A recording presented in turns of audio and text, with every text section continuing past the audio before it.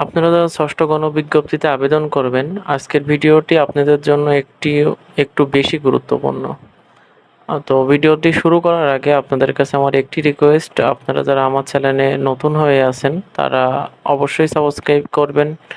আর তাছাড়া ১৯তম যে নিবন্ধন, আপনার ১৯তম যে শিক্ষক নিবন্ধন, এই শিক্ষক নিবন্ধনের যে গুরুত্বপূর্ণ আপডেট, আমাদের ১৯তম শিক্ষক নিবন্ধনের যে প্রস্তুতি, সেই বিষয়ে সকল ভিডিও আইসিটি ইনফরমেশন এই চ্যানেলটিতে আপলোড করা হবে।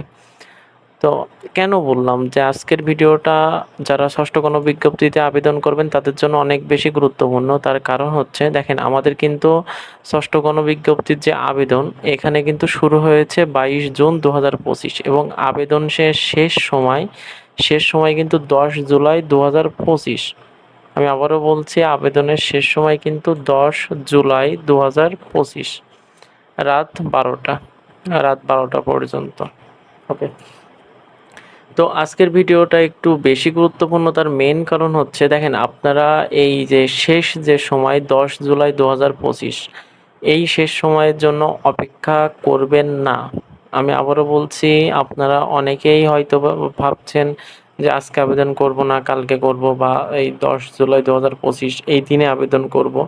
তো এমনটা করবেন না, কারণ এনটিআরসিএ এনাদের ওয়েবসাইট যেকোনো সময় ডাউন হতে পারে, বা আপনার নেটওয়ার্ক জনিত কারণে কোনো সমস্যা হতে পারে, বা আপনারা যে এলাকা থেকে আবেদন করবেন সেই এলাকা থেকেও কিন্তু নেটওয়ার্ক জনিত অনেক সমস্যা সম্মুখীন হতে পারেন আপনারা। তো আমার মনে হয় যে আপনারা যদি ৮ তারিখ, ৯ তারিখ এর ভিতরে আবেদন করেন, তাহলে সেটা আপনাদের জন্য সবথেকে বেশি ভালো হবে। সবথেকে বেশি ভালো হবে। আর শেষ মুহূর্তের জন্য অপেক্ষাটা না করাই ভালো। কারণ কে বলতে পারে যে যেকোনো সময় যেকোনো একটি নোটিশ চলে আসতে পারে, যেকোনো সময় যেকোনো প্রবলেম হতে পারে। কারণ আমরা যারা ১৮তম নিবন্ধনে এপ্লাই করেছিলাম, আমরা যারা পাস করেছি, আমরা কিন্তু একটি মহাযুদ্ধের মধ্যে দিয়ে যাচ্ছি। আমি কেন কথাটি বললাম আপনারা কিন্তু অবশ্যই বুঝতে পারছেন যে আমরা একটি মহাযুদ্ধের মধ্য দিয়ে যাচ্ছি। তো আমার মনে হয় যে লাস্ট মুহূর্তের জন্য অপেক্ষা না করে আমাদের সকলেরই আমাদের এই যে ১০ জুলাই এর আগেই, অর্থাৎ ৯ তারিখের মধ্যেই আমাদের আবেদনটা সম্পন্ন করা উচিত।